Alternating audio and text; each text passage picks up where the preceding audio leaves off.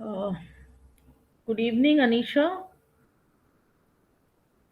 Good evening, ma'am. and of course, good evening, Shrisha. Good So evening. let us start, all right, because it's already a little over 4. Uh, so, okay. So what we were doing in the last class was that we were doing MGS-02. We started that one, gender development goals and praxis, right? In which I think we have completed 2 units. The second unit was about the skill development and education that relates to the gender development.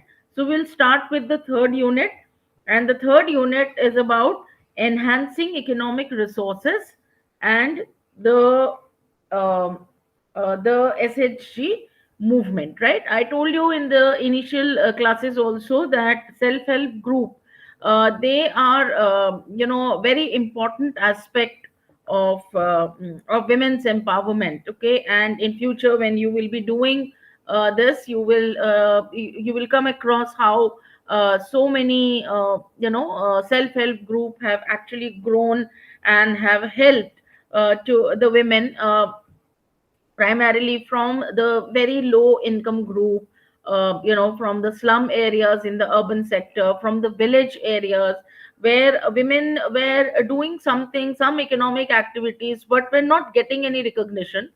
But when NGOs have gone and they have seen what was happening, and then finally they were able to create self-help group, not just one but several small self-help group. And that has helped the women not only to use their art and craft, or use whatever capabilities that they have, to enhance them, to use them fruitfully. And they have also been able to save a lot of funds, take loan from the SSGs, and how well they have grown. Okay, so there will be you will come across certain case studies as well. And so that is how we that is what is there in the third unit. Okay, so let's start and see what it is there. Okay. So obviously, when the Millennium Development Goals were made, uh, it was important. The first goal itself says that we have to eliminate poverty, right? And as I was telling you, and we have a lot of the mm, data that prove that women among the poor people, or among the population that is considered to be poor across the world, uh, the most of the population actually is of women. Okay, primarily the reasons are very simple. Apart from the fact that women are the become the subordinates, or women are do not have equal access to education, to skill development, to technical knowledge. Obviously the kind of job that they usually get, uh, you know they get a very low payment for it. Secondly, most of the women who are working in the informal sectors, there not only their income is very low, there is no security as well. So whenever they leave the job for some reason or the other, there comes a very long gap. Okay, and because of the gap, when they again try and join some new place, they are not sometimes given uh, the credit of what they had been doing earlier. Okay, because many of them do not possess a very particular skill. They are doing n number of jobs, whatever they are able to find, they just join, right? Because of these reasons, the poverty in women are comparatively more. And as I said, that they sometimes don't have access to financial resources. They don't have access to assets, okay, so which they can keep as collateral for getting a loan. So because of all these reasons, the marginalization of women are more, and that's the reason why many of them are very poor. Okay, so the most important thing for the development of the country and the economy, as well as the overall society, it is important to have a gender perspective, and that gender perspective also relates to empowerment of the women. Okay, so in order to have empowerment, right, why is it very very important empowering the women? So what is empowerment? This is a process by which women take control and ownership of their lives. Okay, right, through expansion of their choices, right? So empowerment always doesn't mean that you have to give them money, you have to give them some assistance. No, it is important for them to become empowered in the sense that they should be able to have equal choices as to how they want to lead their life. Okay, what they want to do, how they want to earn money, right, whom they want to marry, how they want to use their body. If they do not want to have a relationship with a certain person, even the husband, I mean, first of all, she should have the choice to choose whom she wants to marry, right? So even then, when to have a physical relationship, the choice of having children or not having children for that matter. So all these choices about how she wants to lead the life, if she can create those choices, and if she has those choices, then only we can say that the women is empowered, and it applies to everybody. Okay, so men should also have that choice, and the women should have equal choices. Okay, so that is what is empowerment, right? So obviously, it is the it is the awareness of the gender power structure, right? We know that we have a different power sector, power relationship between men and women, right? So if there is an equality in that power structure, then we can say women are equally empowered. Okay, they women should be able to understand what kind of power they have.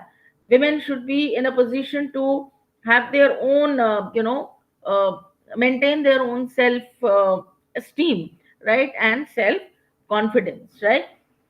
We are also aware that most of the time in the rural areas, the same thing applies in some of the parts of the urban areas as well, but in a rural person, the it depends their bargaining power. Okay, the way they want to uh, lead the life, the way they want to do a certain economic activity, okay, to get financial assistance, it all depends on what is their ownership and control over their assets.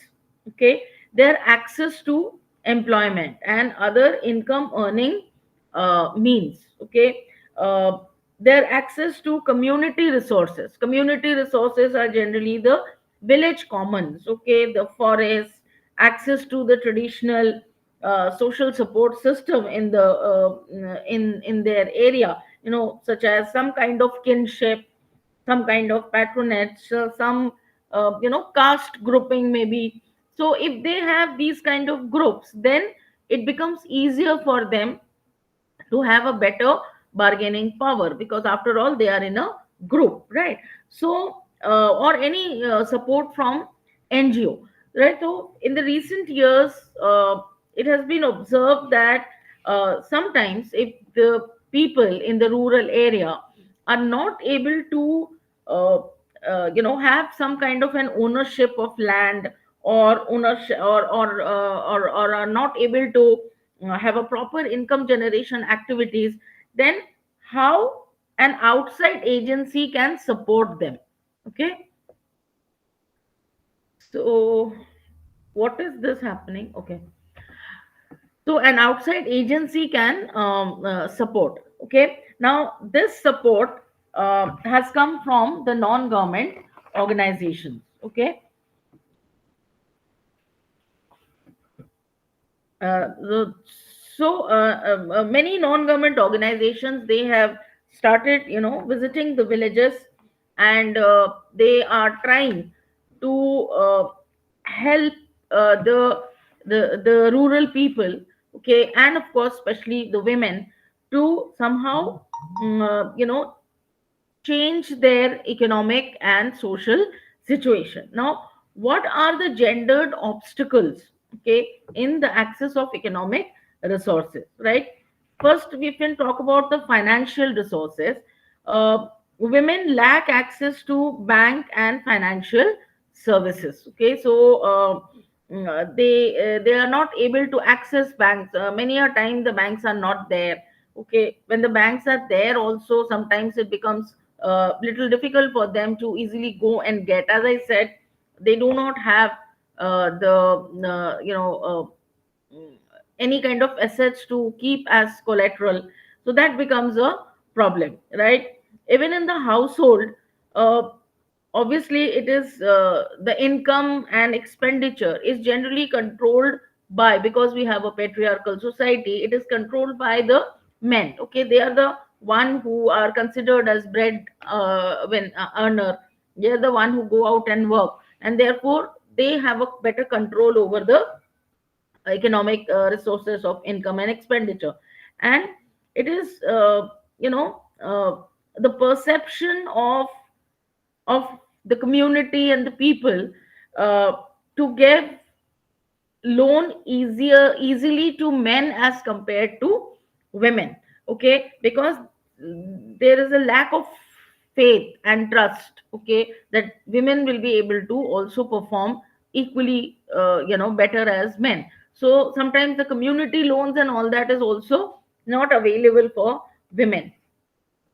When it comes to the economic resources, right, these are financial resources, economic resources. Women undertake activities which produce very low income. I told you that earlier also. The kind of activities women usually engage in are always producing very low income, right? They also have a heavy load of the of domestic work. All right. Then there is a gender based division of labor in the household, as you know, right? Unequal access is there as for the control of land, labor, and inputs are concerned.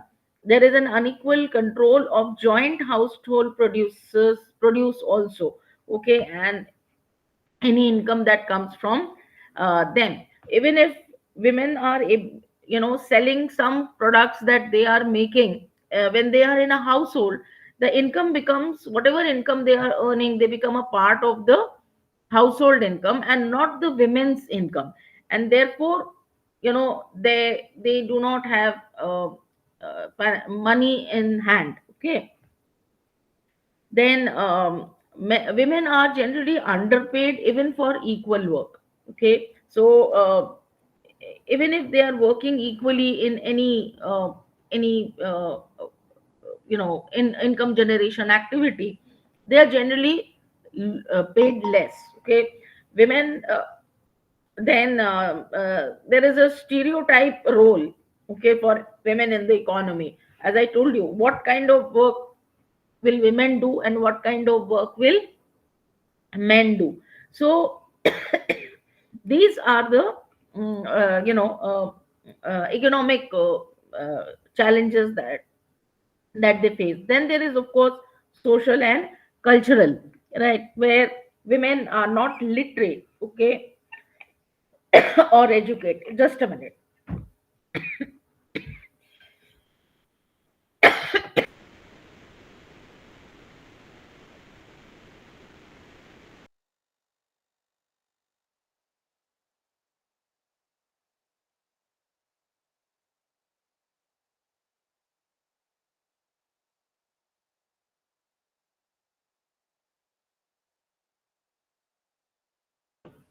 Sorry, bad throat.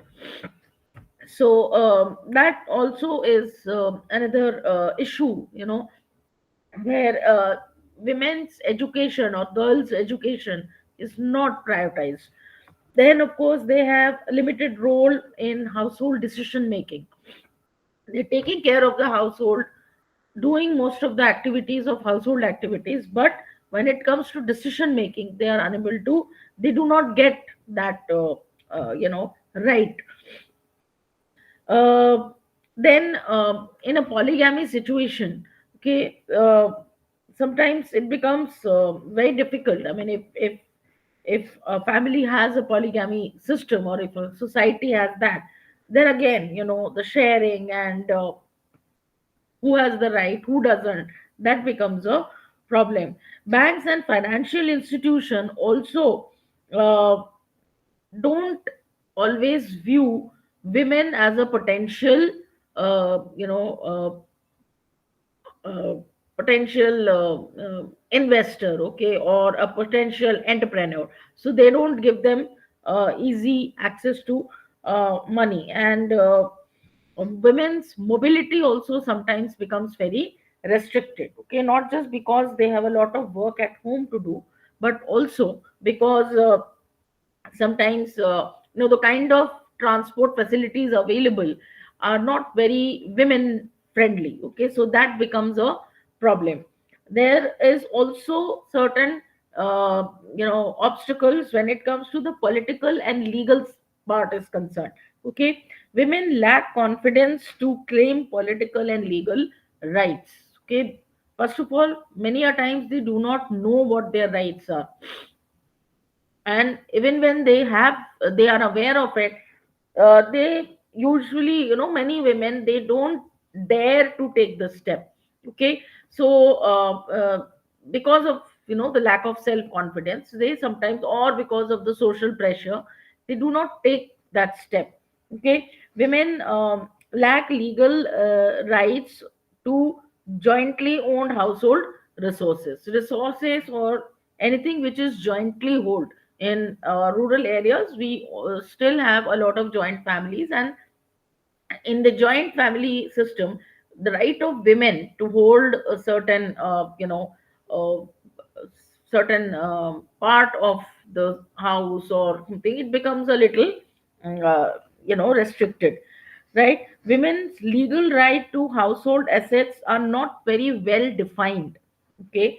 So that also becomes a problem. Then they also lack political position to establish appropriate laws. I told you, after a lot of struggle, women were allowed to vote, okay. I'm talking about internationally also. And many of the countries who allowed women to vote, they did not allow them to stand for elections to begin with.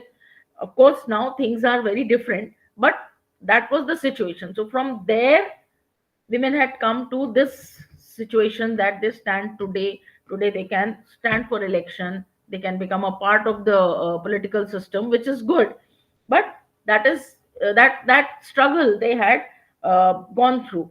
And so framing appropriate law, we all know laws and legislations, they are framed by the government. And if women do not play an important role in the government or a position in the government, they obviously cannot contribute to laws which are women friendly, okay. Then women also sometimes uh, lack right to the land, okay. And sometimes even in traditionally and even in the formal sector, yes, as I again keep saying, a lot of things have changed, no doubt, but these were the challenges that they face. So therefore, strategies for women empowerment. So what was first done? The first thing that we have to do is economic empowerment. We have already seen the challenges. Obviously, those obstacles and challenges need to be, need to be changed, okay, and need to be eradicated. So obviously, it was the economic empowerment that is very, very important, okay. Then developing women group for income generation uh, and enterprise. So one a single woman sometimes may find it very difficult to do something all alone, firstly, because of lack of funds, because of lack of experience, because of lack of all kinds of skill.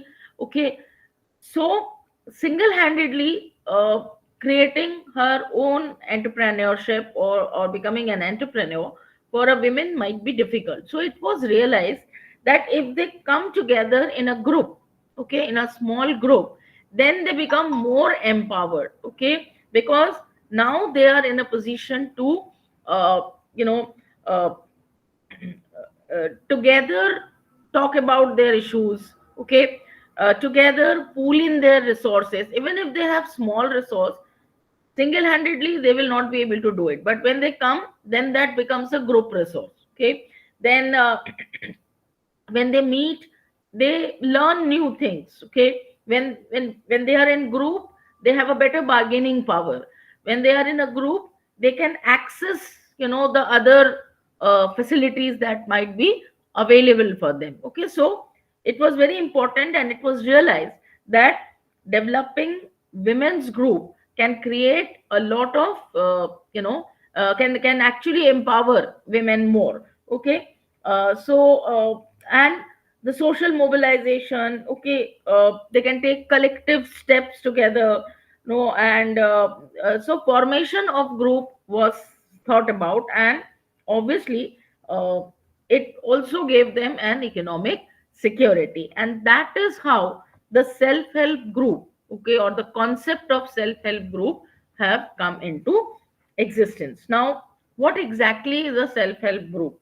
Very simply, it is a registered, or it could be an unregistered group of entrepreneur comprising of 10 to 20 women. So it's a micro entrepreneur. Okay, so a small enterprise, okay, that the women might be having. It's a small group of 10, maximum 20. Okay, so that is how they form a uh, group. And they generally, come, for from obviously the poor income group, or a very low income group. They are more or less coming from the homogeneous social and economic background. So generally, a self-help group is made in a small place, like for example in a village. Even in a village, there can be several self-help group. Okay, so uh, people who are like-minded, women who know each other, they come together and they can form a group. And obviously for risk taking, because if they are having an enterprise, it's a risk taking thing. So because one single person do not dare to take that risk, so when they come in a group, they become a stronger group. Now so therefore, what exactly are the basic characteristics of an SSG? So a basic characteristic, first of all, as I told you, it's the homogeneity. Okay, it refers to sharing, similarities. Okay, similarity of gender and caste, similarity of, the thought process within the same society that they belong to. Okay, it is also possible that a few people who are handicapped, they come together and form a group, so that they can do some economic activity. Regular saving is also a characteristic uh, this of SSG. Whenever the SSG is created, the first thing that they all decide is that they will save out of their own, whatever little earning. Even if it is 10 rupees, even if it is 100 rupees, they will be saving that money. Okay, on a regular basis. It could be monthly, it could be weekly. If women are working somewhere and they get a weekly payment, so out of that, whatever little money, 20 rupees, 50 rupees, 100 rupees, they should be putting in the as a thrift. Okay, then bank linkages are created. When the group is first created, initially one of the group member is made a, kind of a cashier. Of course, a group is created with the help of an NGO. Okay, NGO is the one who acts, together with the group to give them assistance in every form. All right.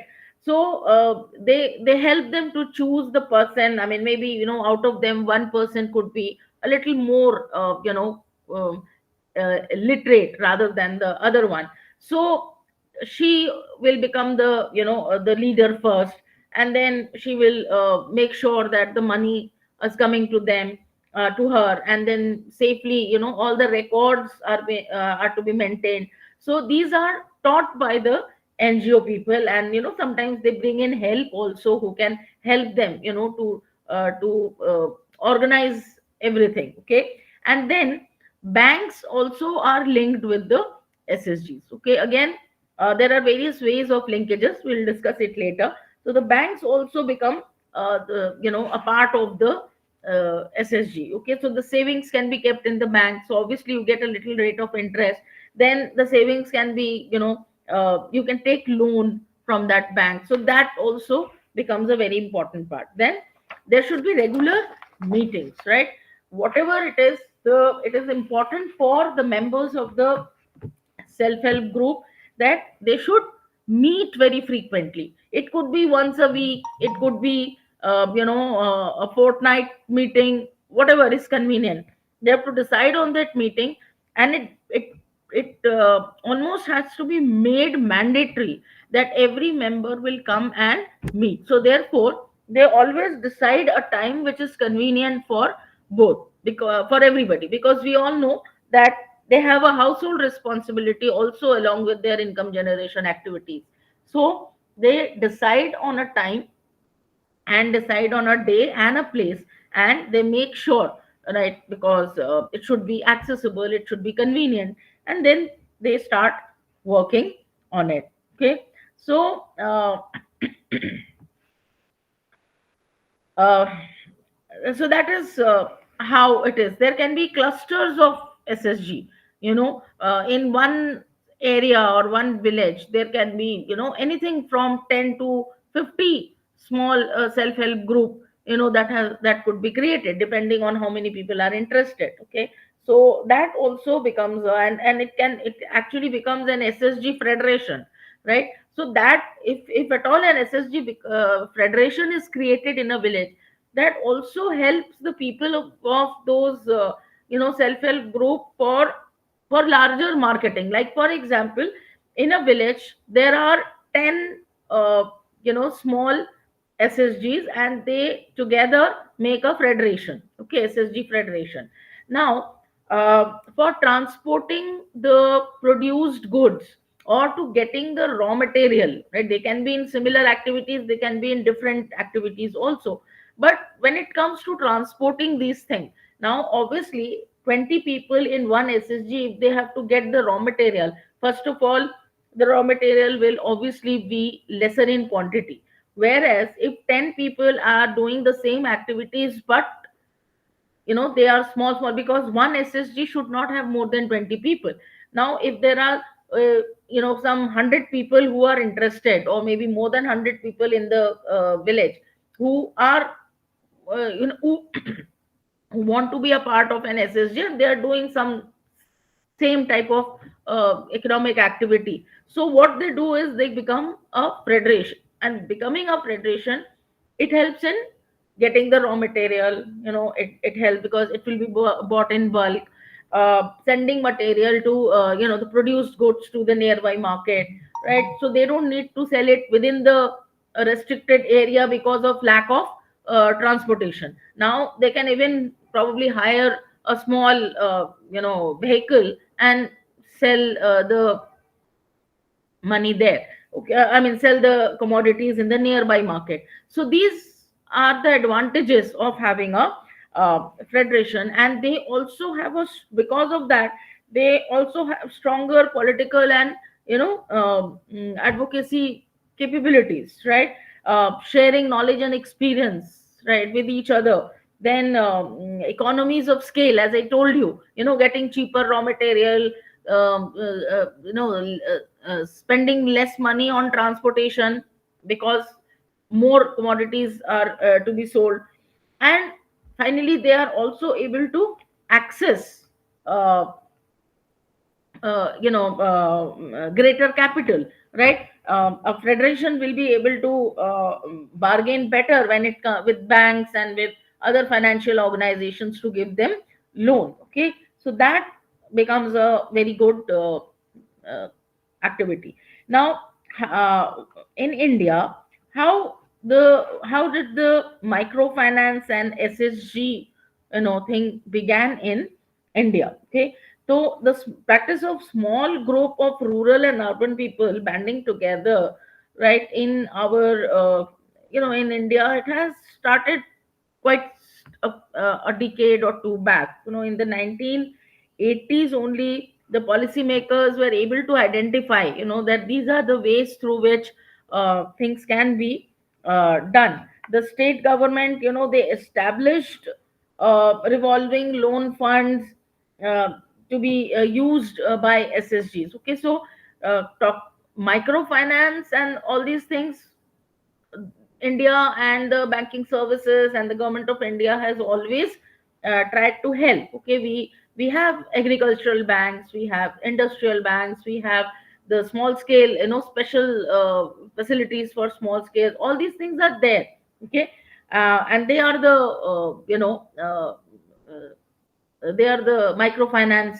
There are microfinance institutions, but by 90s, SSG was viewed by the state government and NGO to be more than just a financial intermediary. Initially, it was thought that SSG will be created only for the purpose of saving and credit. Okay, because villagers and women are not able to have any finances for them.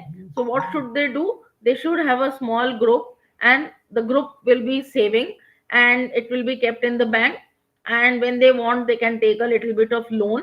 And that was the only thing, you know uh, uh, only thought process. uh, I know, but I am not able to.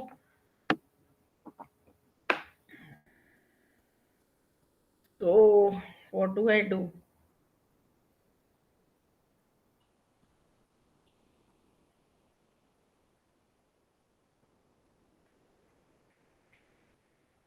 Okay,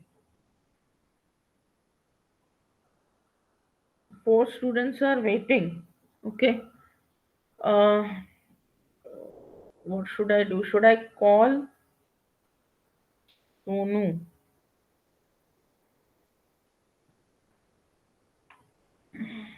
I hope.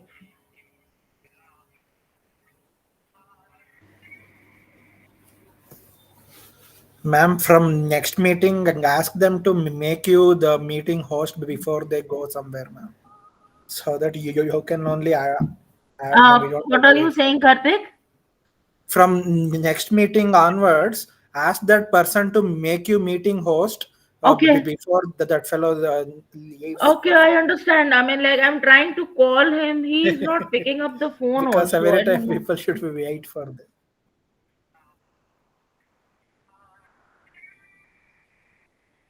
It's, Because four people are waiting, Papa.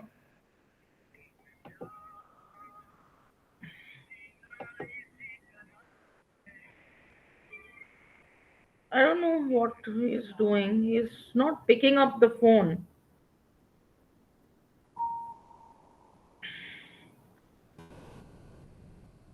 I will tell him. I mean, like, Yeah, sure, sure. maybe, yeah. Uh, hello. हाँ, नमस्कार। ये कुछ बच्चे हैं, wait कर रहे हैं। वो कह रहे हैं हमें लेट इन नहीं कर रहे हैं। आप Now they are joining. अच्छा, Kairi तो Su. क्या बोल। Yes. अच्छा, वो तो ठीक है, पर अब हो सकता है कि किसी कारण से वो लेट हुए। अच्छा, ठीक, ओके। ओके, ओके, ठीक है, मैं उन्हें बता दूंगी। ठीक, थैंक यू सोनू। हाँ, okay, fine. So basically what that when is saying is that there are a number of other classes also that are going on online, and he is Okay, taking okay. care of all those, and therefore sometimes if the students enter late, then they are not able to, or he is not probably available to allow them. So I will talk to Okay. him later Sure, as to sure. what, Okay, yeah, what let's continue. solution we can find. Yeah, thank you, Karth. Right. So as I was suggesting, so that is how the initial concept of SSG was, that it will work as a microfinance kind of an institution for the maybe 10-20 people who have become a part of it. But later on it was realized that no, it is not necessary that they only have this economic activity of having small savings and putting them together, but they can start their own income generation activity also. And so that is how the government and the NGO started looking at SSG. And microfinance is also very helpful, to be used as an anti-poverty strategy, right? Because it is able to provide very tiny loans, right? Loans for sometimes even for their some day-to-day requirement. Okay, there are times when they have a very lean period, the village, in the rural areas, or in the poor families, they have a lean period when they are not able to have enough money, because income generation activity on which they are dependent is not happening. So for that period, if they want a tiny loan, then with the help of an SSG they will be able to do it. And how they will return the loan when they start having their or again rejoin their activities, because we know that in villages, in agriculture, there is also something which is known as the seasonal unemployment. Okay, so that also helps. And of course, a very good example I always keep saying is the Bangladesh Grameen Bank, right? When you study, you will come across this, and you will come to know as to how well they have been able to perform. Okay, in India we have the NABARD, isn't it? The National Bank for Agriculture and Rural Development. NABARD uh, is a bank which always supports the SSG and the microfinances, okay, for the agriculture and small loans, uh, there. Then we also have the self-employed women's association, which is known as seva. Okay, so this is in Gujarat, in Ahmedabad, and it is based on the cooperative principles. Okay, in 1974 India had this cooperative principle, and this association is based on that. And of course, from the government of India, we have something which is known as Rashtriya Mahila Kosh. We have Indra Mahila Yojana. Okay, uh, and all of these, they are working together along with the help of NABARD. So these are performing as microfinance insti- institutions. Okay, now what are the various government programs, okay, to help the promotion of self-help group, right? So we have something which is known as the Swarna Jayanti. Yeah, Swarna Jayanti Gram Swarojgar Yojana. Okay, again, this is something which is meant for the self employment. Okay, so obviously, SSGs are for self employed women only, isn't it? They start their own small income generation activities. Okay, and they can take credit from this. So we also have the Anganwadi group, right? They also work. Then joint forest management groups. There are a lot of groups who are, we know that women are constantly using the forest resources, be it collection of medicinal plants. Bee collection is also something like that. Then several other things.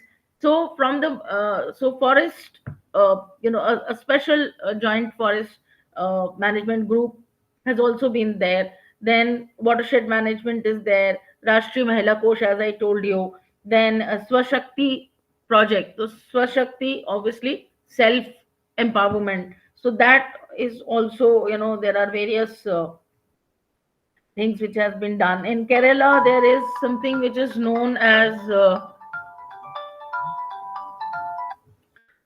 there's something which is known as Kudumb Shri project, okay, for the rural, women of Kerala. Then district poverty initiatives are there. Uh, Swarna Jayanti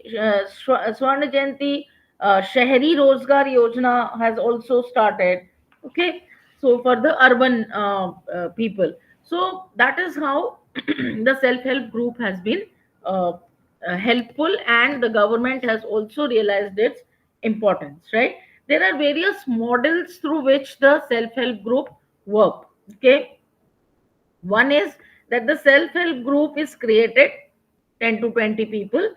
There are members, they keep saving, they keep taking loan and all, and they directly connect with the bank. They themselves connect with the bank. They don't need any mediatory. They just go and uh, you know uh, get in touch with the bank, and the bank helps them uh, uh, in various ways. The other way is, which is another model, where either a government organization or a non-government organization or a federation of SSG is in between. Okay, in between the bank and the mm, self-help group. So if a self-help group is created, they can either be created by with the help of an NGO, government organization, or they can create and become a part of the already existing federation of SSG in a particular area. And they are the one who, and the bank is not directly dealing with the the members. They usually deal through the NGO. Okay, bank can also become a part of this NGO and the federation. So that is one way. The other way is another model where the NGO and federation of SSG, they help creating uh, the self-help groups. Okay, they nurture it. Okay, they help them to get more and more ways and means through which they can have their activity. They also monitor them, okay, so that the SSGs who are functioning are able to function in a proper manner. The savings go to the bank, definitely, and the bank give loans not to the uh, members, but to the NGO. So the loan goes to the NGO, and the NGO or the federation of SSG give loan to uh, the the self help group. Okay, in model 2, there are two ways. One is through NGO, one is directly. But in the third model, it is only the federation or uh, the NGO who will take loan from the bank. Okay, and everything else, the self help group will only connect with the NGO and the federation. So these are the various models through which the connection between the bank and the self help group uh, is created. Okay, now what is the impact, okay, of SSG bank linkage program, right? Why do we need an SSG, a bank to support an SSG, right? Or why do we, how does it help in developing? Okay, obviously the net the net household income between the pre SSG and the post SSG registration registered, it always has seen a significant growth. Okay, uh, when SSG was not connected to the bank, So their income, and when the SSG got connected to the bank, the income has multiplied, obviously, because there is a support from the bank. And sometimes bank not only supports with the help of only giving money, they give advice, right? They sometimes even give training, right? So suppose if somebody wants to start a business, uh, any small income generation activity, but that person just knows a little bit about it, but how to properly manage it, how to do these activities, keeping in the economies of scale, where to find the market, the person may not be aware of it. Banks have experts who guide them, okay, who help them, and that is the reason why obviously the income generation is also more. Okay, then the annual growth rate per household consumption of expenditure on food has also gone up. Naturally, when the income is more, the consumption of food, the consumption of better quality food also uh, you know increases. The household annual expenditure on education and health have also shown an increase, because all said and done, if people are working properly, if they're getting money, then naturally they would like to spend more money on education, right? I'm sure no parents really want that their children should remain uneducated, right, or illiterate. Many of the families are not able to uh, you know educate their children. I'm talking about the poor income group, because they do not have enough money. Now somebody might say that, why don't you put them in a government school? Even they put them in the government school, the point is that they have to feed the children, isn't it? Sometimes they are so poor that they are not able to even have enough money to feed. So they want the children to work, because then they will be able to get some money and they will have uh, be able to earn their own meal. Okay, but if the family income increases, obviously parents would want that the children should get educated. And of course, expenditure on health have also shown a good increase, right? Consumer durable assets also people have started purchasing. Lot of families who have shown that their household income, once they it has increased, they are spending on household some consumer durables, right? Then the loan amount also grew, because they become more confident that they will be able to perform the activities in a better way, so they take a little more loan, okay, to increase their economic activity. Okay, so that is also has been there.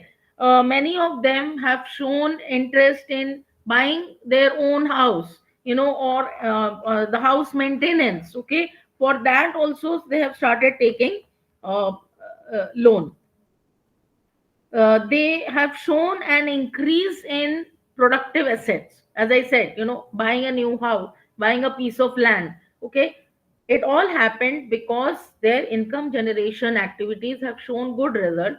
They have been able to earn more money, and and the main reason was that they have been linked with a bank. Okay, so that is how it has been uh, working, right? A lot of examples you will come across. Seva is one.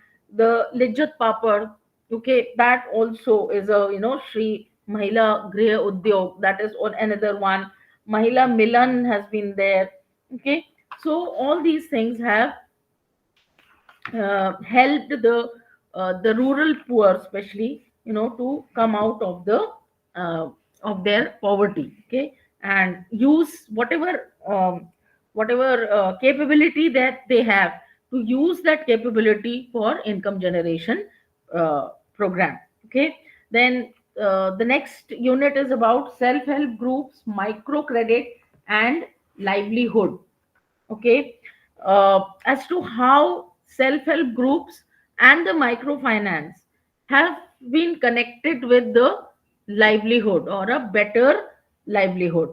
Okay, so the seva model or the microcredit, and they seva also have a scheme of insurance. Okay, we know that in informal sectors, when people are working, okay, uh, uh, people, when they have the self employed women, okay, who are working in small income generation activities that they are themselves creating or creating in a self help group, they do not have any insurance. Okay, uh, in our country the concept of insurance, uh, it has been there for a very long time, but generally the insurance that we always, initially we used to hear, it was primarily the life insurance. Okay, or if you have got a vehicle, you make an insurance for it. Okay, but lot of people initially have not thought about health insurance. Okay, it is comparatively a new idea. Okay, that there should be something which is also known as health insurance. Very few people have insured their house. Okay, and other assets that they have in their house, right? So slowly, and the poor people have never thought about insurance. Okay, even today, uh, the my daily house help does not have an insurance. I'm trying to tell her why insurance is important. I'm trying to tell her why the health insurance is important, but somehow abhi tak I am not able to convince. So I don't know how long will it take, but I have seen this happening with several people, of the poor income group, that they don't think about insurance. All right. uh, uh, Obviously, many people have this idea of, when it comes to life insurance or even health insurance, that if I keep a health insurance, I pay premium, and if I'm not sick, if I don't fall sick, then the money that I have given to the insurance company will go, for me it is a waste. Right. So convincing them that, a few years of wasting money as per their definition, if suppose when you suddenly fall sick, if you meet with an accident or something, then who is going to pay the huge hospital bill? Okay, but that takes time to register with them. So seva came out with the concept of insurance also for the poor women. Okay, their health insurance, insurance for life insurance. So all these schemes where seva was able to help the women to get this. Okay, then yeah, so that is also a very good step. Then what are the latest microcredit disbursement model and indicators? Okay, so obviously linkages with bank and uh, banks along with the NABARD. Okay, so NABARD was the one who helped the self help group and asked the various banks to get linked with the the self help group, right? As you know, RBI is the apex banking institution, but NABARD is the apex banking institution for the rural and agricultural banks. So the NABARD was responsible for making sure that the banks get linked, because many of the banks, especially the commercial banks, since they are working on profit basis, so they do not want to get linked up in the microfinance sector. But then, of course, NABARD and RBI, uh, always make sure and help make give them that encouragement to do it, right? Then commercial as I said, commercial bank linkages, RBI and the cooperative, banks, so they started getting linked with these things. So that is how it has helped. Some foreign investments were also asked for. some foreign international agencies who can help the SSGs. Okay, so slowly a small SSG microfinance thing became has become quite a big organization. And as I said, several SSGs are working very uh, well. Okay, so that is how it is. And employment situation in India can also improve with the help of the self help group. We have to understand that always, if somebody feels that the government will be responsible for providing work, it it cannot happen. Okay, ours is a very huge population, right?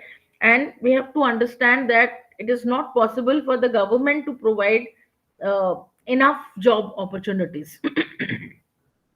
They can provide opportunities, they cannot provide job for everybody, right? So government job, and that is the reason why getting a government job becomes a very big challenge for all those people who are striving to get a government job. So therefore it is important that we insist on, firstly, the skill development, and secondly, to have the SSGs uh, who can where even the poorest of the poor can become a part of an SSG and use their own skill, and also, as I said, enhance the skill and become independent. Okay, become independent as far as they themselves are concerned, right? So and SSGs are also where they help in empowering the women.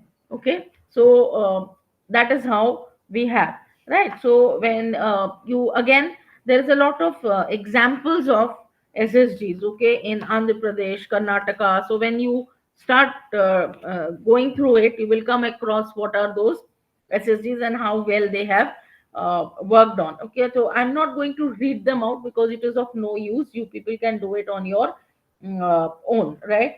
And the women, in order to to make women realize the need to adopt a target area that they could, they require a self help group and relevance. It is important to create a group morale among people, among women especially, that when you are in a group, it becomes easier to fight for your rights. It becomes easier to to communicate with the authorities and the officials. Okay, it also helps women to have a better self assurance and also capabilities. Okay, it enables the women to effectively make decision collectively.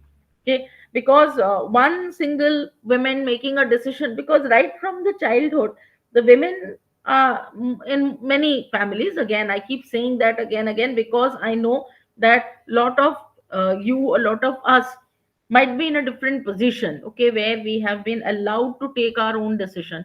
But still, in our country, there are many children, many women, many girls who do not get that opportunity, okay, to take their own decision, to do what they want to do.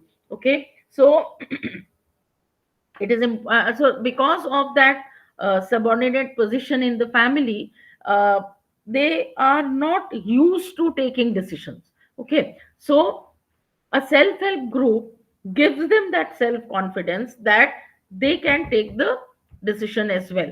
Okay, and when they start taking these kind of small decision about how they are going to work, what they are going to produce, how they can contribute, how they can save a little bit, okay, that goes a long way in making them capable. Okay, so that always, and collective decision always are more safe, and they help in a different way. Then it also encourages the habit of thrift.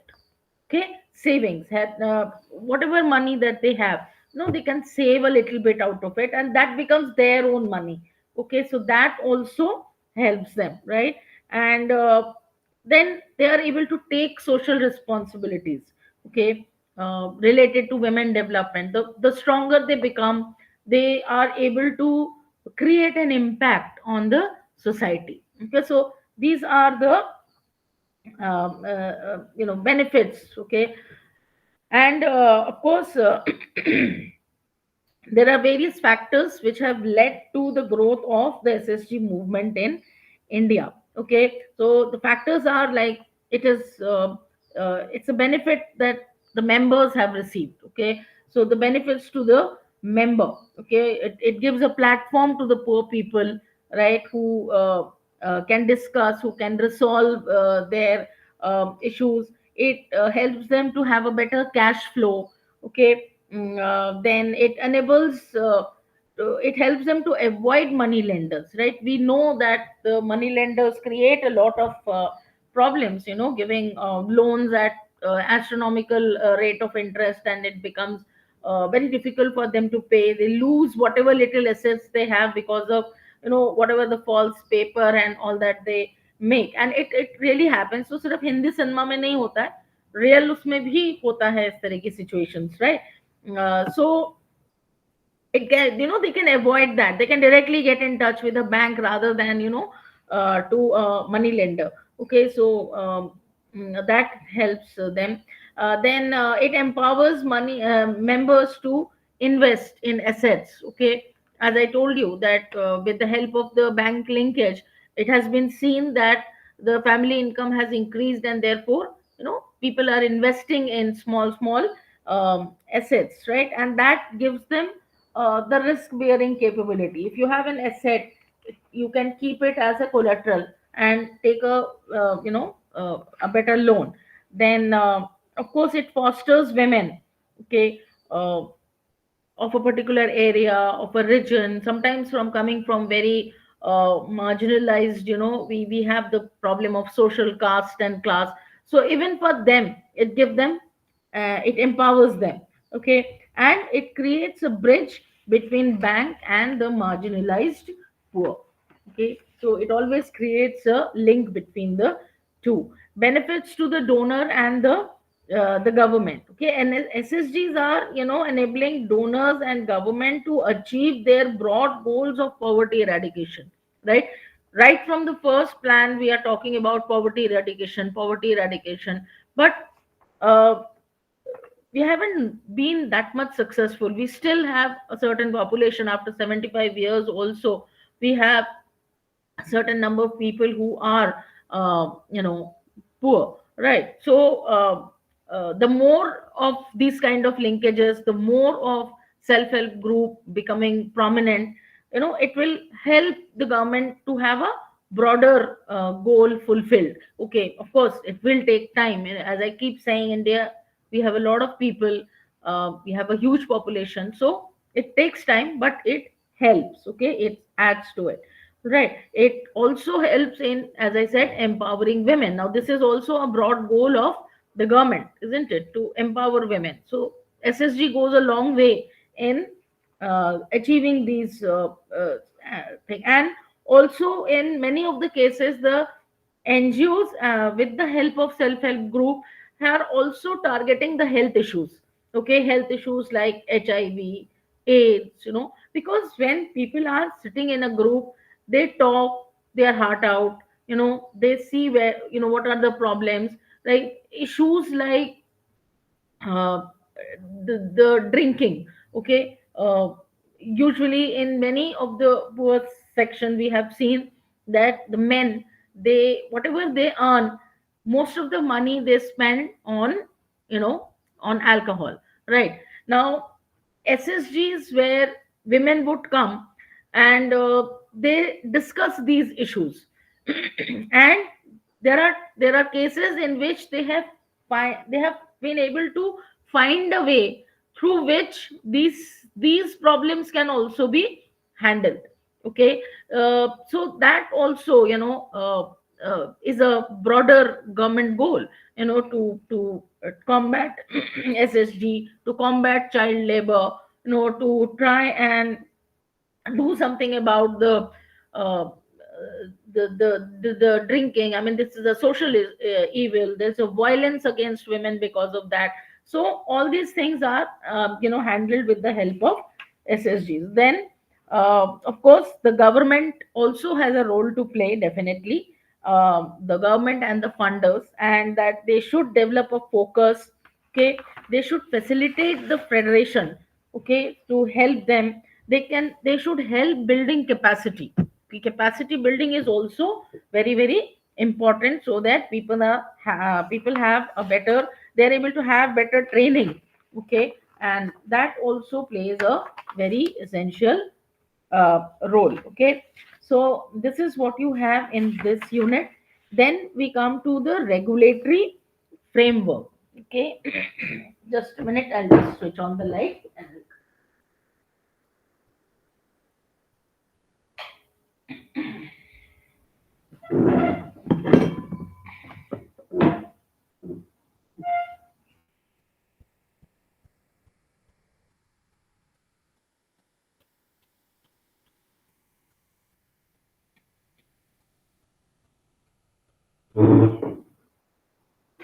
All right, just getting dark here. So now coming to the regulatory framework. Okay, the regulatory framework. Okay, before or rather post 1995 international trade, uh, we know that you all have heard about the WTO, isn't it? The World Trade Organization, right? Uh, WTO was formed in 1995. Okay, where new certain new regulatory system were added.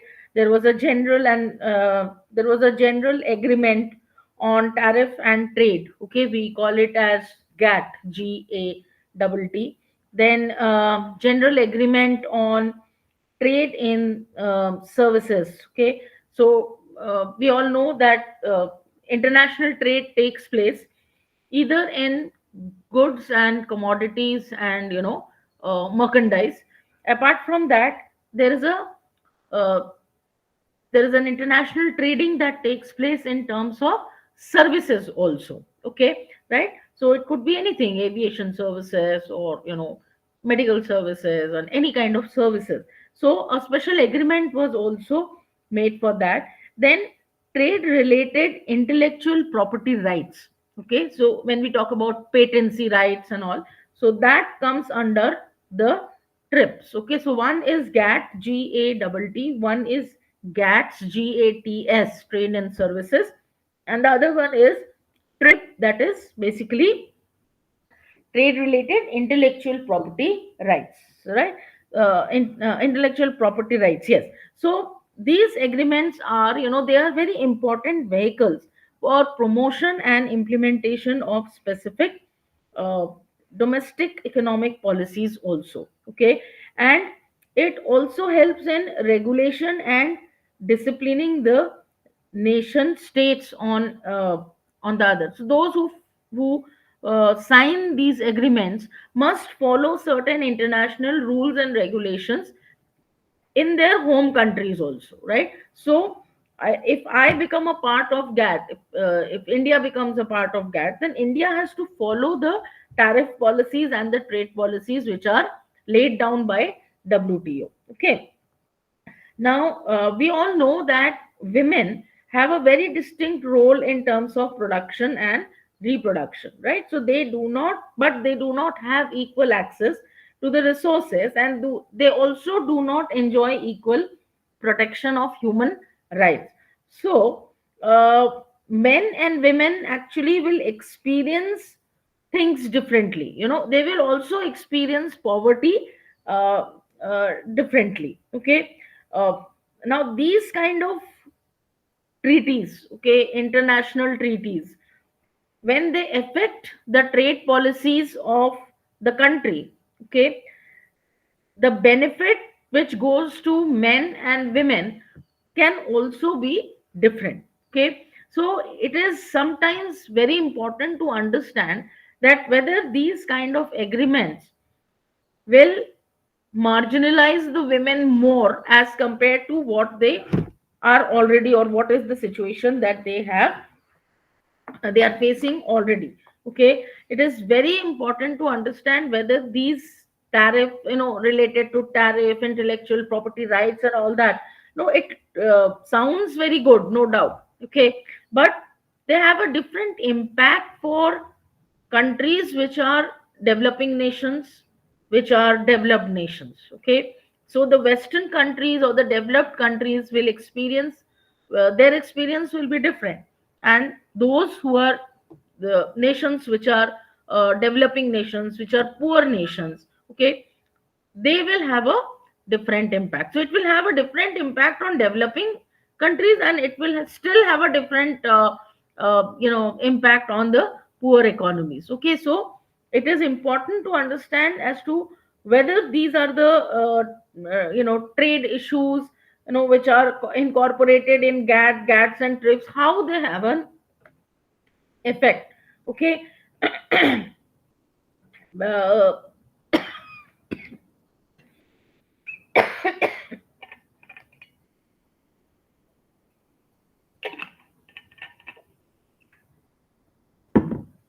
Between 1947 to 1995,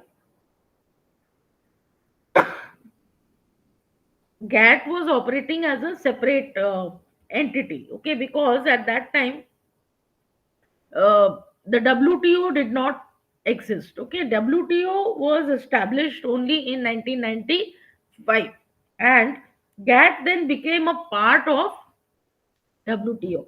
So even the property right treaty and everything now is under the WTO, and it is the apex institution internationally which makes the policies related to GATT. Now, what is the impact of WTO regulatory frameworks on gender equality? Right, so that we must understand, because I told you that gender will experience the impact in different ways. Okay, we all know that gender is very complicated. Okay, not all trade liberalization by the WTO is based on the idea of comparative advantage. We have to understand that the advantage that you get from trade, international trade, differs, as I said, for different countries. Okay, usually the the developed countries are always in an advantageous position when it comes to international trading. All right, because the what they produce and what underdeveloped countries, developing countries, poor countries produce are very different. Okay, the poor countries are usually dependent or completely dependent uh, on agriculture, right? That is their main occupation, right? The agricultural produce in the international market has a lesser amount of returns. Okay, whereas the produced commodities, okay, goods, produced goods, they obviously command a higher price. So that is the reason why the the balance of payment of a poor nation is always in negative, isn't it? Right, so that is the problem that is faced. And when regulatory frameworks are made at an international level, they are not always looking at what the poor countries will face because of the regulatory framework, because obviously they are also somewhere or the other impacted by the Western countries, or by the by the developed nations. So therefore it can also have a problem as when it comes to the gender issues. Okay, right. So if there are many economists and many uh, socialists who have said that if trade liberalization takes place without looking at what how it is going to impact the different economies, it can create a big imbalance. Okay, not only in the trade, but also as far as women's rights are concerned. Okay, because Sometimes what happens is that when we have industrialization, women's employment in industrialized sector, it goes up, right? But on which position they are, that has to be understood, because liberalization will bring new technology is something which the women needs to first understand. Okay, do they have an equal access to getting trained? Do they have the equal access to education to understand the new system, right? When India went in for liberalization, the uh, the urban women, the women who are educated, okay, the women who have the ability to get trained, okay, the middle income people, women from the middle income group, they were able to get the advantage, okay, because they already have an educational background, right? And for them to understand the new system, the new technique was not very difficult, so they were able to get the advantage. But the same advantage did not percolate to people who were from the villages, isn't it? Who do not who or even for the urban poor, because they did not have the educational qualification to take the advantage of the liberalization policies, okay. uh, so for them it became very difficult, right?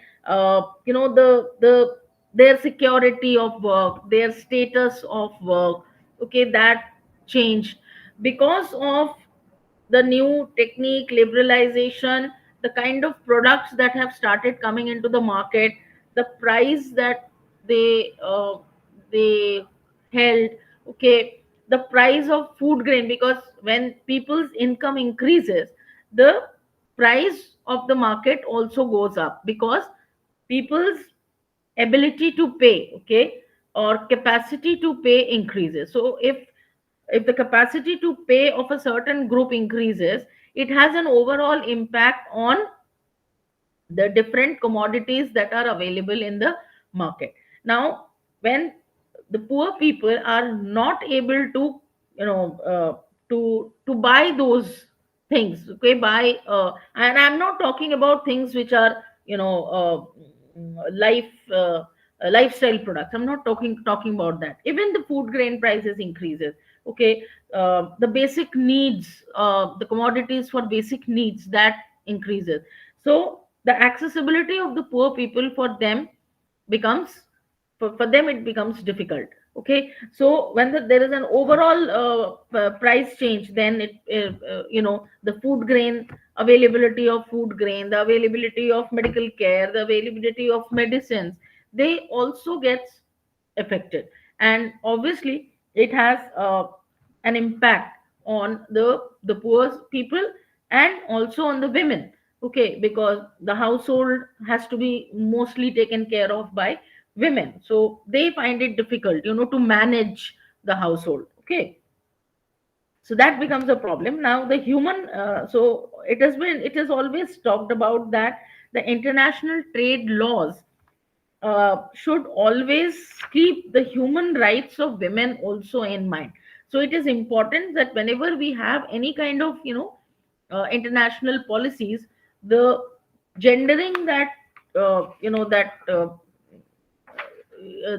that the policy situation is very very important, okay. So the trade norms, sometimes, it undermines the concept of taking women and human rights into consideration, okay. So that has to be uh, taken care of, and sometimes the government has to take a different step. Even if the international trade policies have certain kind of restrictions, or certain kind of conditions on trading, uh, yes, the government, if India signs the treaty, then India will have to follow it. But then the government of India should have a special, uh, a different policy, okay, uh, to make sure that all the needs of the people are met. Okay, needs of the people with the lower income group must be met. Now how they are going to have an internal policy along with an international policy is the government's challenge. Okay, so the government should be able to do it, right? And so the when we open up domestic market, for, let us say, the foreign competition. Okay, uh, many products which were initially locally produced, uh, are not able to face the international competition, isn't it? So then it becomes a problem. Now how it is to be balanced is what the government needs to uh, do. Okay, I don't know how many of you are have seen, I mean, it's not a very small company, but you must have heard about HMT, isn't it? Hindustan Machine Tools. Now they used to have tractors and this kind of thing. Plus, they were also good producers of, I mean, top producers some decades back of watch. Okay, so that was the only watch company which existed in India at that time. And I remember. My first watch was of HMT. But later on, with liberalization policies and all, when Indian market opened up, of course, Titan came with their watches, and then other companies started coming in. Today, HMT does not exist. Okay, because they were not able to, and it's a government company. It was a public sector. Okay, they were not able to compete with the international market. Okay, and as I said, I too haven't heard about HMT for a very long time. So that means they kind of, their, at least their watch department is completely gone. All right, so that I'm just giving an example as to how your local production or your domestic production can get affected when we go for liberalization policies. When we liberalize economies, we have to follow international uh, system, right? We have to follow the trade treaties, right? So when we do that, then how we are going to manage, right? If we liberalize, like for example, when we liberalize electricity generation. Okay, so Reliance, Tata, they started having electricity supply. Now if we had liberalized it completely, then it is possible that it could have become a little difficult, right? The supply of electricity is still under the government uh, jurisdiction, and because it is the government, in the hands of the government. Okay, electricity is available to most of the people, right? Because if not, if one or two players are there in the market, then it is possible that the electricity charges might be very, very high if the government doesn't put a restriction on it. Okay, so a lot of things need to be understood. Patency rights and all that also becomes uh, difficult, for very small producers. Okay, if they are producing a certain kind of thing, and if somebody else makes the patency, right? Like for example, if India doesn't go for a patency and some other country copies our thing, and then they make their own patency, and then finally we are stuck. Okay, so these are the things which an underdeveloped country, uh, uh, and a developing country like ours, okay, we have to take everything into consideration. Okay,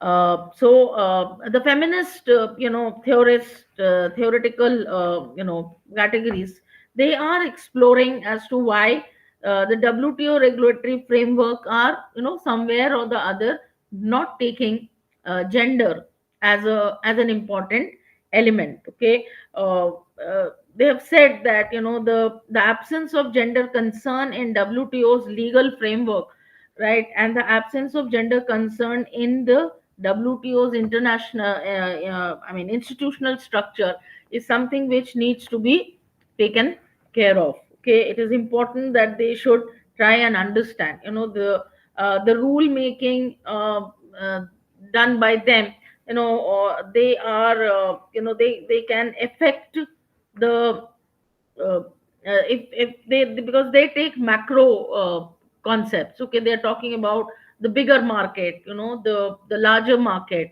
the international market, but they are forgetting that it might affect the women's livelihood, because that is a micro concept. Okay, so the micro and the macro concept does not match, and that will affect the livelihood of the women.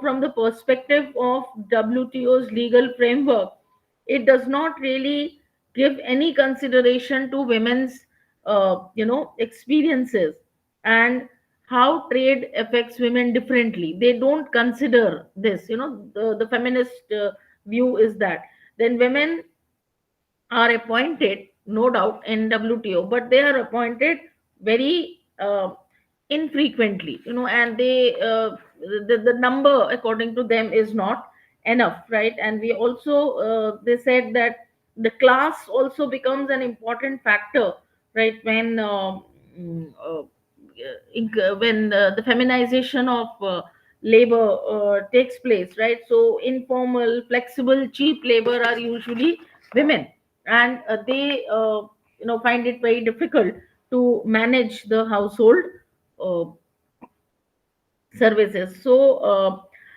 what are the measures that are undertaken? I mean, WTO, after hearing all this, have definitely undertaken a few steps. So, regulatory framework, how they have, made changes to to alleviate the gender effects of poverty. So they said that, okay, the promoting appropriate legislations and public awareness, program. It is important to keep this, as a very important aspect.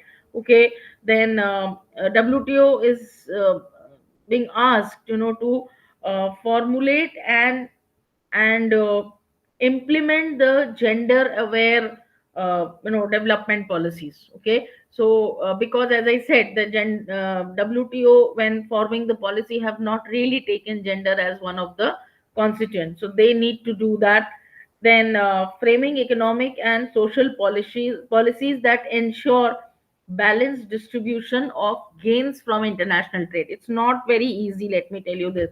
Gains from international trade, as I told you, differs from country to country, right? Developed countries will have a different gain, and underdeveloped countries will have a different gain. Developing countries will have a different gain. So uh, how it is going to be distributed is something, and how it should be equally distributed, that's a big challenge. Okay, but they said that it has to be taken into consideration. Then also the cost of export, cost of import, how they can be managed. Then gender sensitive quality alleviation policies must be applied.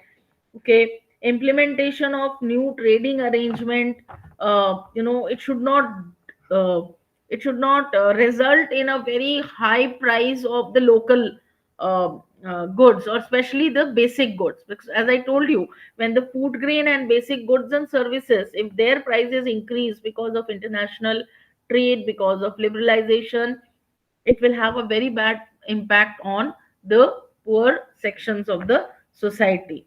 Okay, then it should, it should also not affect the provision of basic services.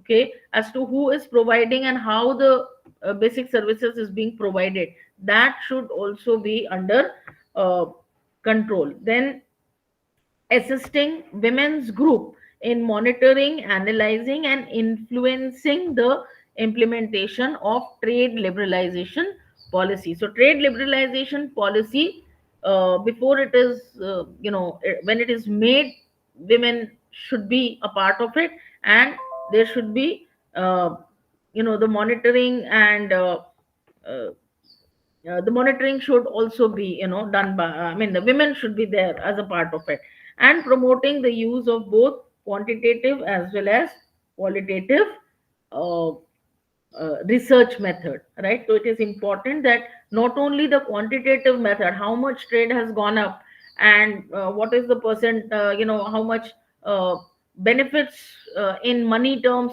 a country has received, is not going to be enough, right? It is important that all the trade policies which has affected the international trade of a country, the gains, whatever gains the country has got, has it uh, qualitatively improve the life of the people. And people means everyone, not just a section of the people, but also the rest of the population. So all these things need to be done. WTO also had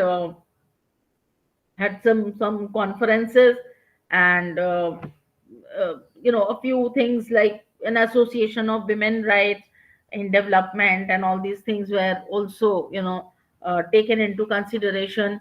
The HIV and AIDS issue was also a part of it. The conference was held in Doha in 2001. So as to what are the new issues, new system of governance, all these things were discussed there. Okay. So in the regulatory framework, again and again it is said that the gender perspective needs to be highlighted and needs to be taken, right? So this is what you have in your MGS 002 part, in the first book. The second block that we have is the government and the voluntary sector. Okay, as to how the global trends and influences have impacted, uh, how gender, democracy, and development, work together. Then how the non-government organization and the civil societies have helped in the gender development, and then the changing facets of the voluntary sector and the service delivery machinery. So these are what you have to do in the uh, in this book. So in this, the first unit, or rather the sixth unit to be more precise, is about global trends and influences. Okay, so we still have about uh, I think, what, 25 minutes. So let us start this. So basically, what we are going to understand is that as to how on the global platforms, uh, gender issues has been raised, and how uh, they have impacted, the the gender development, and how they have helped in bringing the gender issues uh, at an international level. Okay, so we all know that the women, they had actually initiated the global trends, okay, and influences with regard to gender related, issues, through firstly influencing uh, formulation of declaration and conventions. You all know that there have been several conventions, right? There have been primarily four main conventions. There was a declaration by the UN of, about the decade of women. Okay, so all these things have been done.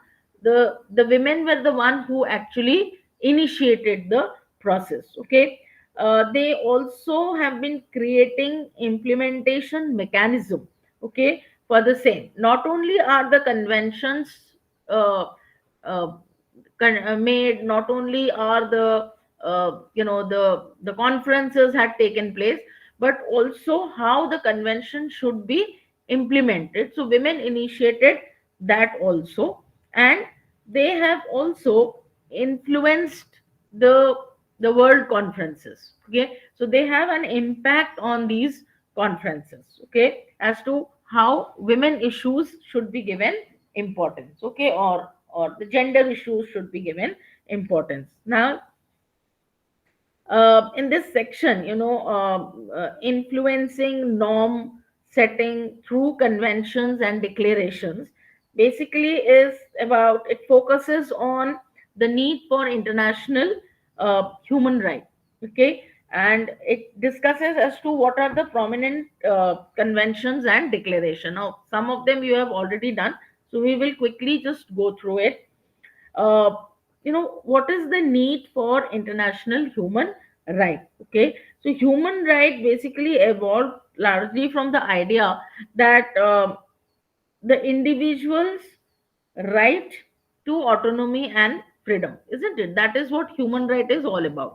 Every individual is, or should be, live in a, should be allowed to live in a with freedom, isn't it? To take their own decision, okay, of course not harming the decision of other people, of course, but should be able to live a better life, okay, with freedom and with autonomy, okay. Now, so the international human right law, uh, why it was evolved because it wanted to uh, protect the individual's uh, autonomy, isn't it? And also, the same thing in the state in 1900, okay, despite the state recognition of human right 1900, the every state has, when I say state, it is country basically, uh, have already talked about human rights, right? uh, but unfortunately, these rights were sometimes, very, sometimes it was eliminated, or it was it was curtailed because of some law, okay, or some, social mechanism, okay. Like for example, uh, human rights, people were aware of human rights in the 1900, but in the initial part of 1900, lot of women in lot of countries did not allow women to participate in politics, okay. So on one hand you are talking about human rights, on the other, because of your social or customs or whatever you have in your country, you do not allow the basic human right of a women to to contribute to the political system, right? When we put a restriction on, let us say, number of children to be born, we are actually stopping women to take their own decision, right? If the government says that you have to have two children, and if the woman wants to have three children, then we are actually restricting her right to take that decision, because the state has decided for the families to have how many children, right? So when these kind of things are happening, so that means these are two different things. One, we are talking about human right, and the other, we are making certain laws, certain regulations, certain social uh, system in which we are restrict. This is just one example, there can be several other examples also. So you are putting that the restriction on it, on them. So uh, uh, after this, there were a lot of conventions that were held, okay. So universal declaration of bill of rights was the first thing that was done, and it was adopted by the general assembly of united nation on in 1948, right? We all know that united nation came into existence after the second world war, right? Which is around 45, okay. So 1945, when it came into existence, in 1948, this the universal declaration of human rights was adopted, okay. And it was set forth that without any distinction of any kind, okay, such as race, color, sex, language, religion, political or any other opinion of national and social origin, property, birth, or any other status. Human rights is a universal right for everyone, irrespective of all these conditions. Okay, so it is not a convention. Okay, so nobody has signed the convention as such, right? It was a declaration, and uh, it was acquired like a um, like an international law. Okay, right? Yeah, because of its universal acceptance. So because it was accepted universally, it nobody has to ratify, or no country had to ratify it, no country had to sign it, right? But it became an international law applied to all the countries who are a part of UN. Okay, without any customary signature or anything, right? So obviously, it was decided that no country will violate this, right? Gender equality is obviously the basic principle of United Nations, isn't it? When we say that there will be no difference in sex, language, class, creed, anything, obviously it becomes a uh, part of, I mean, gender equality also becomes a part of it, right? So uh, United Nations had set a basic goal to reaffirm that the faith in fundamental human right, okay, and in the dignity and the worth of human person, in the equal rights of men and women. So in order to have dignity, every person, irrespective of whether a male or a female, basic human right should be a part of, should be there, right? So that obviously becomes a part of it. But because there were certain issues and certain problems that were there, and it was seen, so what they first did was that the the CEDAW in 1979, we know that in 1975 uh, the decade of women was declared, and therefore in 1979, um, in December, the Convention on Elimination of All Form of Discrimination Against Women came into existence. Okay, we call it as CEDAW, right? And it was uh, it was founded basically on the three principles: equality, non-discrimination, and state obligation. Okay, so men and women have equal rights. There should be no discrimination in any form, in any place, anywhere. And it is the state obligation to make sure that CEDAW is applicable, right? So these were the three basic principles for CEDAW. Okay, uh, and it focuses on the de jure equality, equality in law, and also de facto equality, that the equality in result. Okay, so the equality should be seen, it should not only be in the law, it should be seen. So both in law as well as in practice, the equality should be uh, you know applied, right? Equal treatment of men and women is important, right? And it should be measured by how men are treated, to recognize, and that how women are treated, how the power relations are there. Okay, that has to be taken care of. But it also discards the distinction between private and public sphere, because at all places, discrimination should be eliminated, right? So whether it is a public sphere, or whether it is a private sphere, all kind of discrimination should be uh, eliminated. The next one was in 93, Declaration of Elimination of Violence Against Women. So this was a new one which came. Though discrimination, if the discrimination is not there as per the CEDAW, why violence should also not be there. But then violence was seen, and therefore the declaration recognizes that violence against women leads to discrimination, isn't it? Right?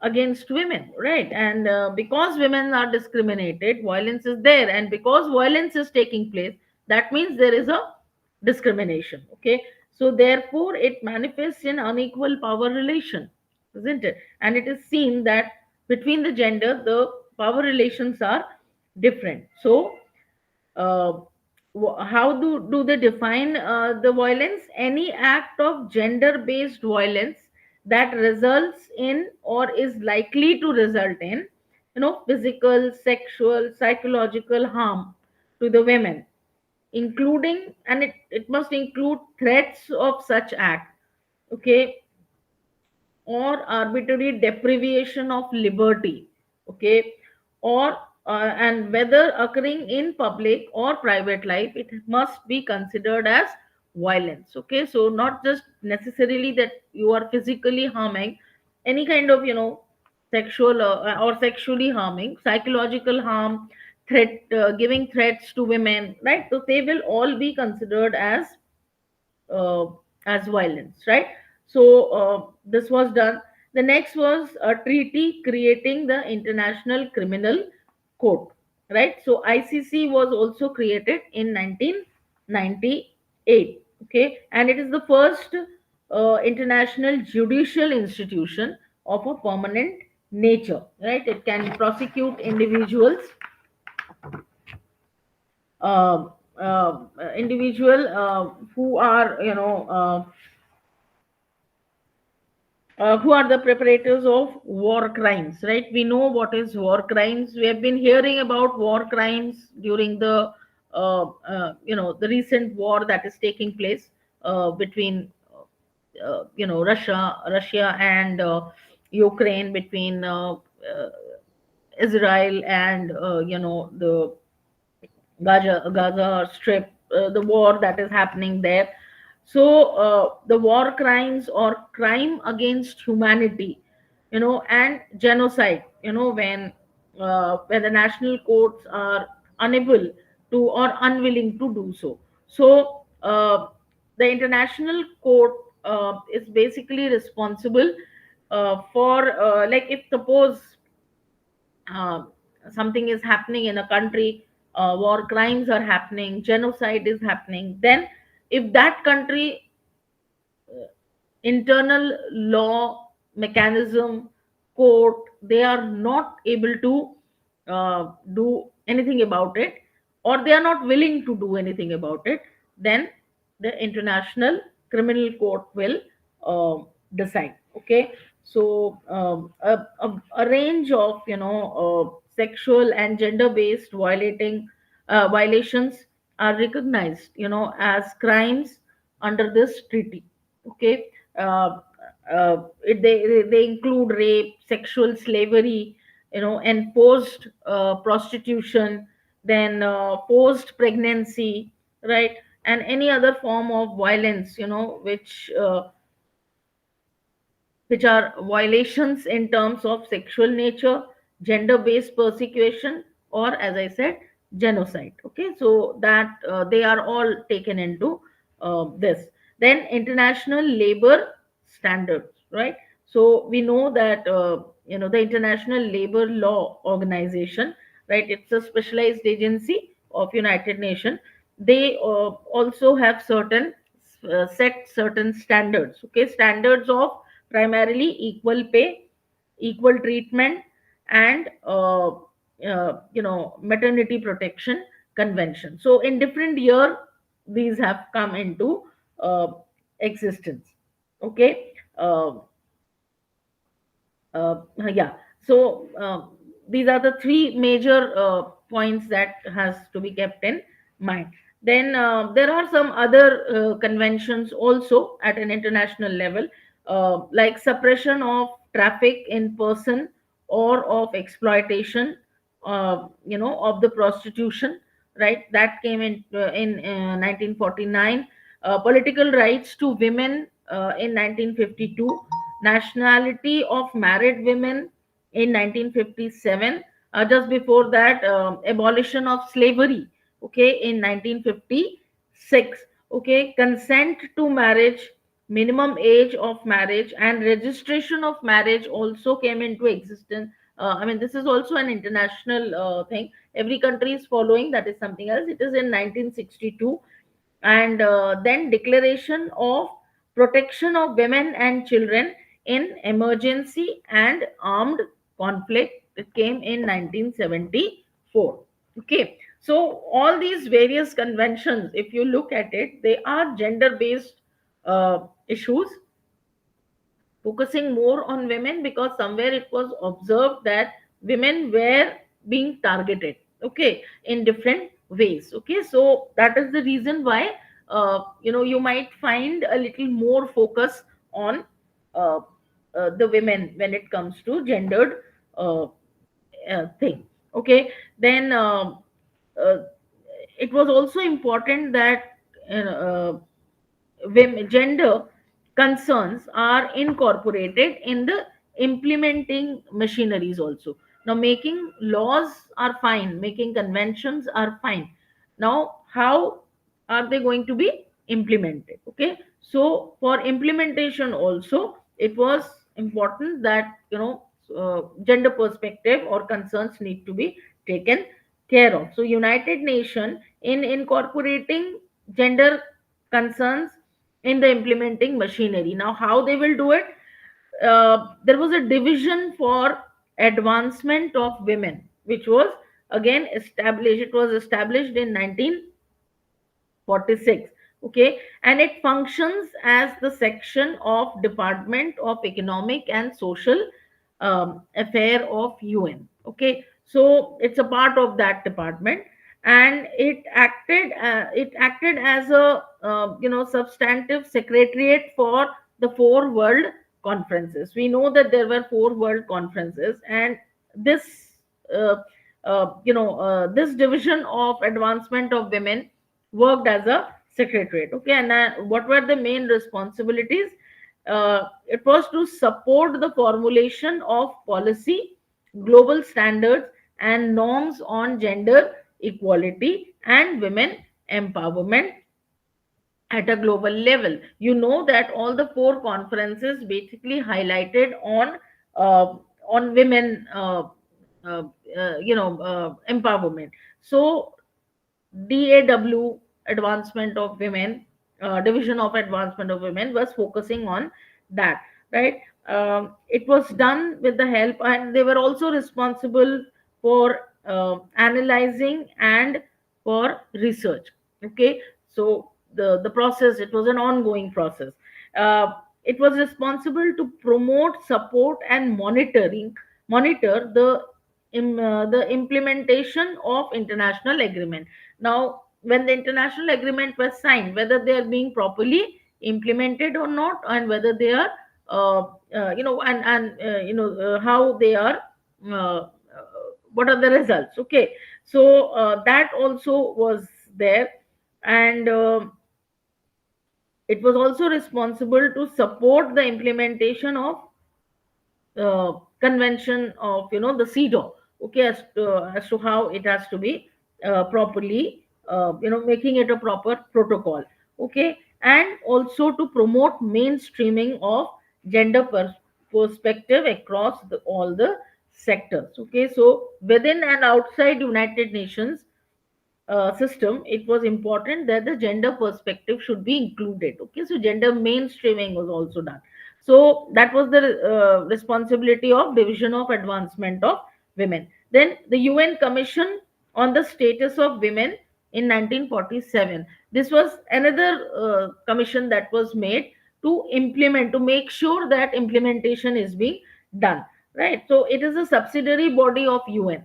Okay, and same Economic and Social Council, right? It's a very important council of UN actually, and it aimed at supporting and implementing the gender goals of the UN chapter. So it actively monitors the situation of the women, okay, worldwide, and it promotes the gender concerns. Okay, it makes recommendations. So this commission is responsible to make recommendations on issues affecting women and suggest policy goals, okay, to the member states. So all those who are a part of the United Nations, this Commission helps them to formulate policies and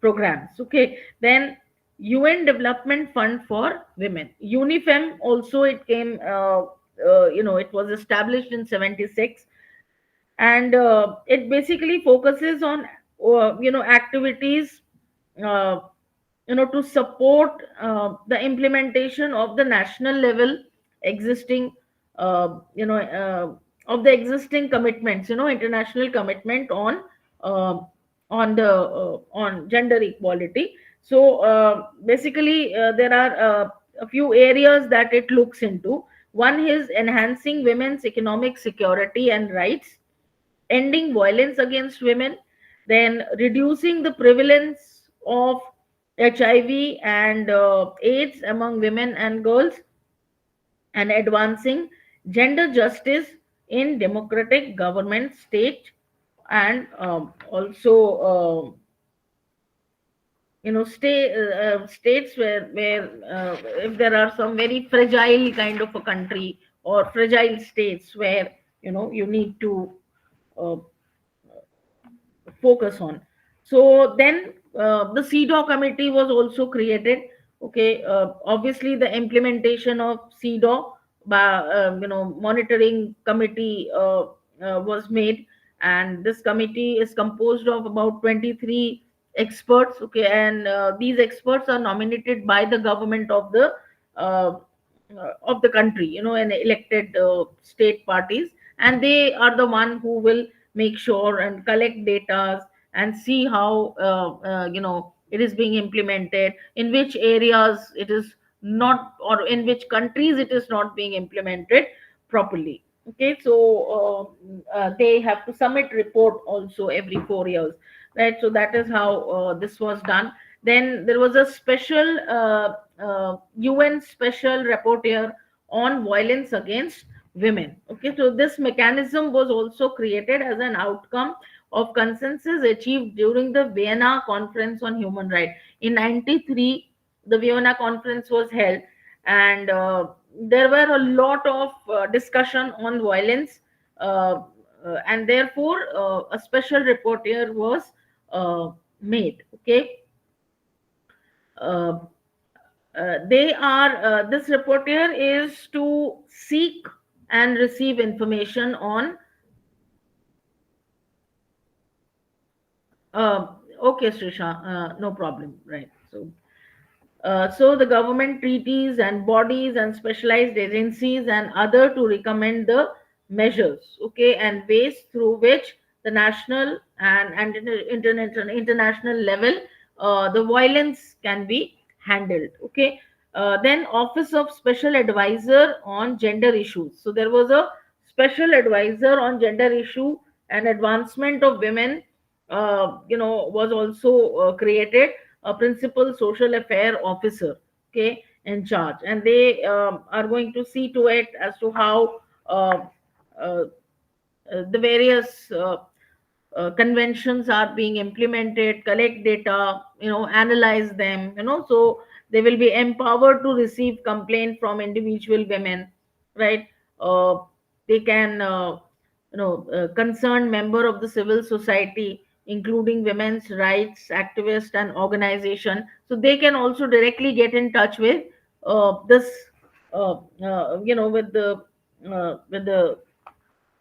with this group, and see as to what is how it can be implemented. Security Council resolution was also taken up. Now it was adopted in 2000, and this resolution basically focuses on women, peace, and security, and it is it's a milestone in gender mainstreaming within the United Nations. And this resolution has called for international for integration of women in all level of decision making. Okay, that women should become a part of the peace negotiation, gender training for peacekeeping, and willingness to ensure that the Security Council missions are taken into action. We know that the UN has a Security Council, and the Security Council is basically responsible in trying to uh, you know uh, bring about a peace in the entire world. Okay. And women, as I told you sometimes, that women are mostly very negatively affected when there is a war that takes place. Okay. uh, because they are affected in various ways, right? Uh, they lose their home. They sometimes have to migrate from one place to another.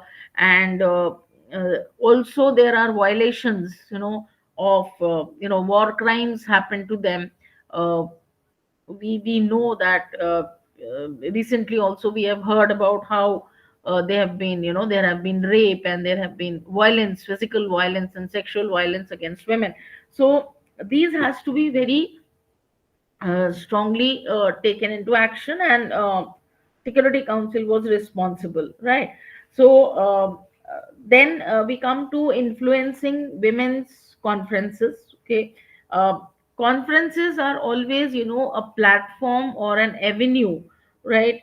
uh, where certain standards and certain laws are laid down at an international level. So it gives the women a platform to discuss, isn't it?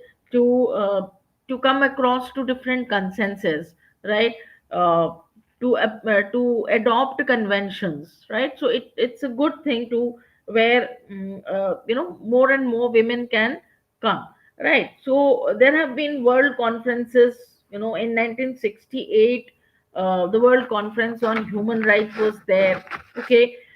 We have already discussed, so here I'm not going to repeat it, but you know that there were certain plan of actions in the first World Conference in Mexico. Then the second World Conference took place in Copenhagen. Okay. Where a program of action was also, made. And then the third World Conference, Nairobi, where the birth of feminism took place. And then the World Conference of Human Right in Vienna, where equal participation of all spheres of life, of on social, political, economic, cultural, everywhere, the women's contribution was highlighted. And international conference on population and development, it took place in 1994 in Cairo. Okay. And there was a lot of discussion on the sexuality, the sex education, the reproductive rights and health and reproductive health. Okay. What is the responsibility of a male within the family, right? All these things were discussed and uh, uh, brought forward. Okay. Then of course, there was a conference in 1998 about the International Criminal Court. Okay. So it took place in Rome. Okay. And it was basically women's right. Okay. Activists and the non-government organization who participated very actively throughout the process of formulating the treaty and rules related to the International Criminal Court. Okay. Because a lot of women, they formed a group, supporting group for gender justice. Okay. So that is a very big achievement. Then Beijing Plus 5 was also happened in 2001. It was a special session of the General Assembly. And in this also, gender equality, peace, development for the 21st century was uh, uh, looked at. Okay. So this is what we will do today. In the next class, day after tomorrow, we will continue with the second part. Okay. All right. Uh, so is that okay, all of you? Anisha, Shushma? Yes, ma'am. Okay, right. So, as I keep telling you, if there is anything that you want to know, just let me know. Okay, and start your. And I hope that you have started studying also. Okay, right? Yes, ma'am. Thank you very Yeah. much, ma'am. Thank you, Sushma. Thank you, Anisha.